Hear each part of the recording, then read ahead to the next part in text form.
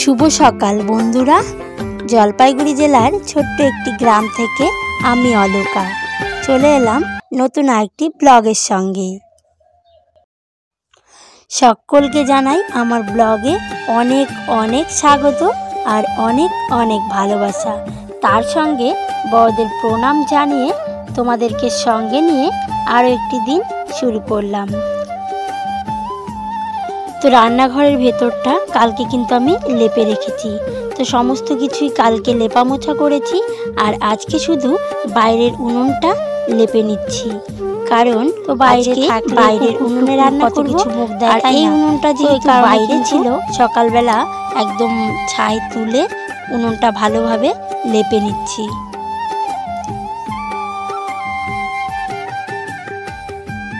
তো আগের দিন যেহেতু সমস্ত কিছু লেপে রেখেছি, তাই আজকে তেমন আর লেপার ঝামেলা নেই।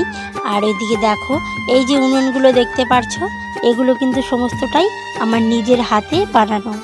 আর এইদিকে দেখো, বাসনগুলো বের করে রেখেছি আর হাঁড়িটাও কালকে মেজে রেখেছি। আর এখন না ব্রাশ করে নেব। তো সমস্ত কাজের আগে ব্রাশ কেন করছি তারও কিন্তু একটা কারণ রয়েছে।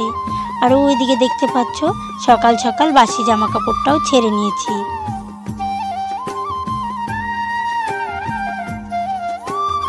তো ব্রাশটা হাতে নিয়েই এই সংসারের কাজগুলো করতে হবে আজকে, কারণ আজকে কিন্তু সকাল সকাল তাড়া রয়েছে, তোমাদের দাদাভাই হাটে যাবে। তো এদিকে দেখো, আমি একদম ব্রেঞ্চটা ভালোভাবে মুছে বারান্দাটা ভালোভাবে ঝাড় দিয়ে নিচ্ছি। আর আমি ঘর থেকে বের হওয়ার আগে ঘরটা কিন্তু ঝাড় দিয়েছি, যেহেতু বাসি ঘর ঝাড় দেওয়া থাকলেও পরিষ্কার থাকলেও সকালবেলা একটু ঝাড় দিতে হয়।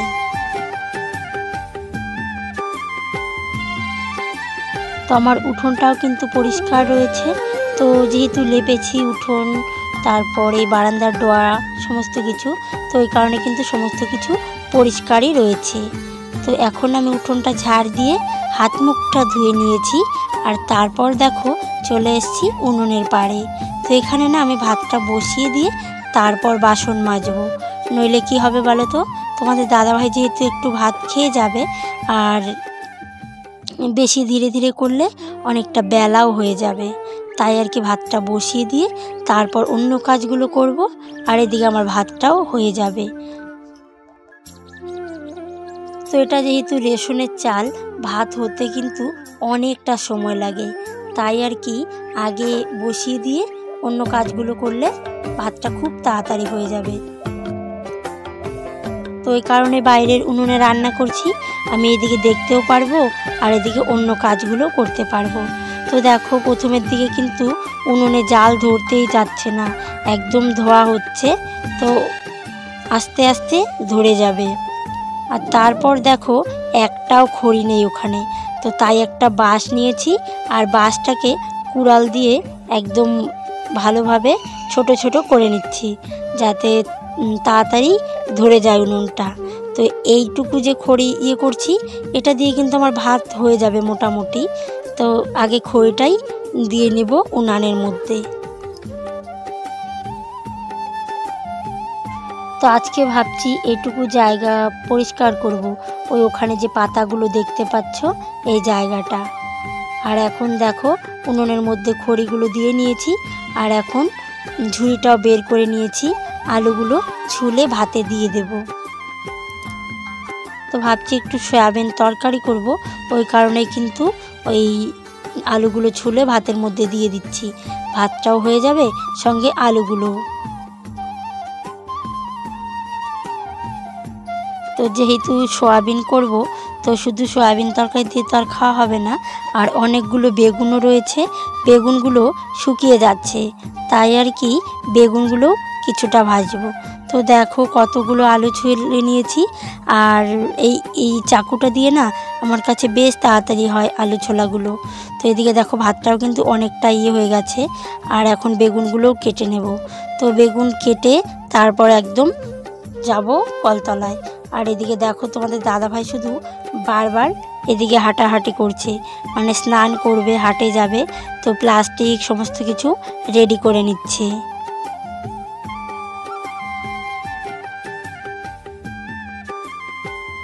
তো এদিকে দেখো কলেপাটটা ভালোভাবে ধুয়ে নিচ্ছি। তো তারপর আমি সার্ফ দিয়ে জামা কাপড়টা ধুবো। তো এখানে দেখছি কি সার্ফই নেই। তো তারপর আমাকে ঘরে যেতে হলো সার্ফ আনতে। তো এই কারণে এসে আর জামা কাপড় ভেজানো আর বাসন মাজা কোনোটাই শেয়ার করিনি। আর আমি কিন্তু ছাই আর সার্ফ মিশিয়ে বাসন মাজি। তারপর আমার বাসন মাজা হয়ে গেছে আর এদিকে ভাতটাও মোটামুটি হয়ে গেছে। তো আমি সমস্ত কিছু ঘরে গুছিয়ে রেখে তারপরে ভাতটা উপর দিয়ে দেব। ভাতটা কিন্তু অনেকক্ষণ সময় লেগেছে। ওইদিকে আমার সবজি কাটা, বাসন মাজা সমস্ত কিছু হয়ে গেছে। আর এখন ভাতটাকে উপর দিয়ে চলে যাব চা করতে।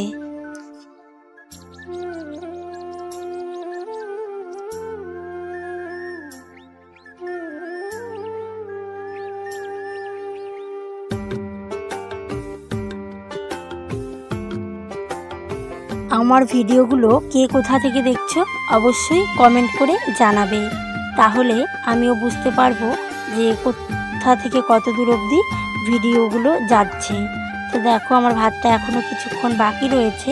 আর এখানে মেয়ে কিন্তু এখনও ঘুম থেকে ওঠেনি, তো ওকে ডাকছি আর ওইদিকে চাটা বসাচ্ছি। আর সঙ্গে কিন্তু কিছুটা রুটিও করতে হবে, যেহেতু তোমাদের দাদা ভাই সকালবেলা ভাত খেয়ে যাবে আর দুপুরের জন্য রুটি নিয়ে যাবে। আর এদিকে দেখো আমি চায়ের জলটা মেপে নিচ্ছি, কারণ কি বলো তো, আমি না রোজ রোজ এতটা বেশি চা করে ফেলি যে কি বলবো তোমাদেরকে। তো ওই কারণে মেপে এখন থেকে একটু সংসারে অল্প অল্প করে বুঝে শুনে করব। আর আমি আটাগুলো কালকে রাতেই ভালো করে ছেঁকে একটা প্লাস্টিকের ভেতরে আটাটা ঢুকিয়ে রেখেছি। আর এখন একটু লবণ দিয়ে আটাটাকে ভালোভাবে মেখে নেব।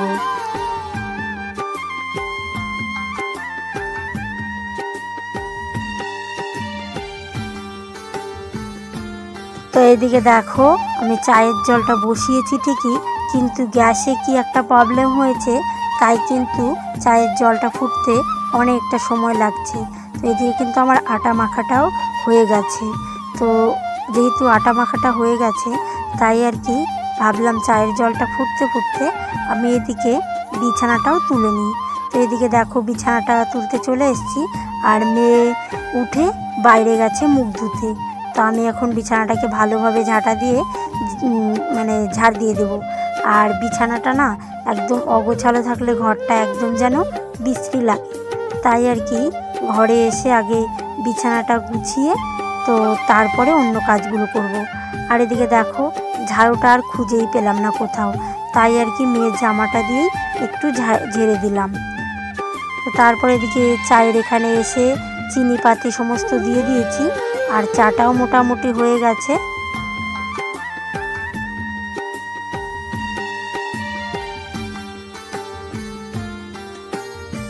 তো এদিকে দেখো আমি চাটা ছেঁকে নিচ্ছি। আর আমি কিন্তু রুটি একটা বেলে বসিয়ে দিয়েছি। আর দুটো রুটি মানে 4-5টা রুটি করে দেবো আর কি, ছোট ছোট দেখে। আর ওইদিকে সয়াবিন তরকারি করেছি, আর সয়াবিন তরকারি দিয়ে দেবো। আর কয়েকটা বেগুন ভাজা দিয়ে ভাত দিয়ে দেব। তো আমি কিন্তু অফ ক্যামেরাতে সয়াবিন ভাজাটা বসিয়ে দিয়েছিলাম, তরকারিও বসিয়ে দিয়েছি। আর এদিকে দেখো তোমাদের দাদা ভাই সমস্ত কিছু বের করে রেডি হয়ে গেছে আর কি। তো আমি এদিকে দেখো কটা বাজে, তো আমার সমস্ত কাজ সেরে রান্না বাড়া কমপ্লিট হয়ে গেছে। আর এদিকে ঘড়িতে 8টা বাজে। তো তোমাদের দাদা ভাই কিন্তু এখনই বেরিয়ে যাবে। তো ওই ফাঁকে আমি গ্যাসটা মুছে নিচ্ছি। তো দেখো গ্যাসটার সঙ্গে সঙ্গে আমি কিন্তু ঘরটাও মুছে নেব, যেহেতু আটার গুঁড়ো পড়েছে আর কি ঘরটাতে।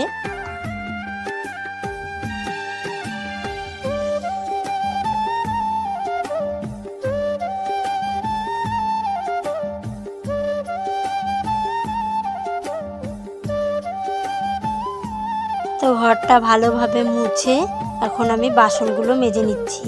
তো এই যে চায়ের বাসন, আর তোমাদের দাদাভাই খেয়েছে সেই বাসন, আর এই যে গ্যাসের উনুনের ঝিকগুলো, আর রুটি ভাজার তাওয়া, মানে সমস্ত কিছুই মেজে নিচ্ছি। একদম পরিষ্কার করে মেজে ঘষে রাখবো আর কি।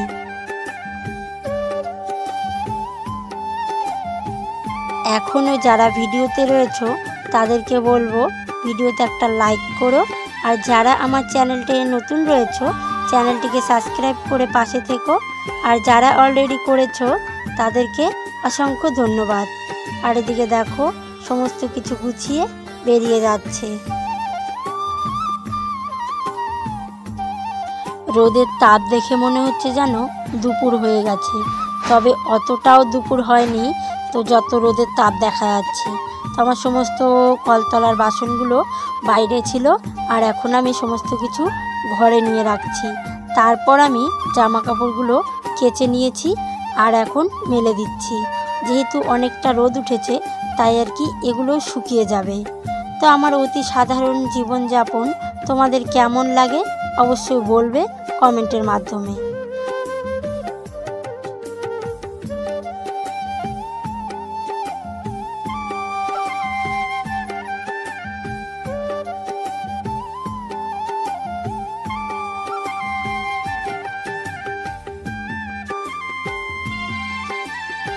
তো এখানে যে সুপারির খোলা দুটো রাখলাম, ভাবছি এটা দিয়ে ঝাড়ু করব। আমাদের গাছে তো নেই, ওই দিক থেকে আনলাম আর কি। তো দেখো অনেকগুলো জামা কাপড় ধুয়ে মেলে দিয়েছি, আর এখন ভাবছি কিছু পাতা টাতা এনে রোদে দিব। আর এই দেখো রাস্তার পাশের যে পাতাগুলো আমি ঝাড় দিয়ে দিয়ে রাখি, তো এখন অনেকগুলো পাতা হয়ে গেছে, সেই পাতাগুলোই ঝাড় দিয়ে নিয়ে উঠোনে রাখব। তো শুকিয়ে গেলে আমার মোটামুটি একবার ভাত হলেও অনেকটা খড়ি, তাই না?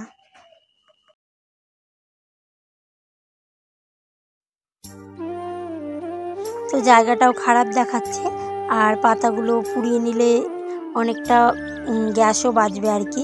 আমাদের গরিবের এভাবেই একটু একটু করে হিসেব করে চলতে হয়। তো এইভাবেই চেষ্টা করি একটু একটু করে বাঁচানোর। তো জানি না কখনো কোনো সফলতা পাবো কি না, তবে ভগবানের কাছে ভরসা রেখেছি, তিনি একমাত্র ভরসা। আর এদিকে দেখো অনেকগুলো পাতা রোদে দিয়ে দিয়েছি, আর এখন তেমন কাজ নেই, এখন শুধু ওই সংসারের কাজ সারাদিন করলেও শেষ হবে না, তবে একটু বুদ্ধি খাটিয়ে করলে খুব তাড়াতাড়ি হয়ে যায়। এখানে দেখো মাঠ থেকে কিছুটা গোবর এনেছি, সেই গোবর দিয়েই এখন পাটকাঠি দিয়ে মুইঠা বানাবো আর কি। আমি জানি না তোমরা কে কি বলো, আমাদের এখানে কিন্তু এই গোবরের ইয়েটাকে মুইঠা বলে, আর এই যেটা নিচে দেয় ওটাকে ঘুঁটে বলে। তো তোমাদের ওখানে কি বলে আমাকে একটু কমেন্ট করে জানাবে, তাহলে বুঝতে পারবো আর কি। তো চলো আজকের ভিডিওটা বেশি বড় করব না, ভিডিওটা এখানেই শেষ করব। আর ততক্ষণ সবাই ভালো থেকো আর আমাকে এভাবেই সাপোর্ট করো।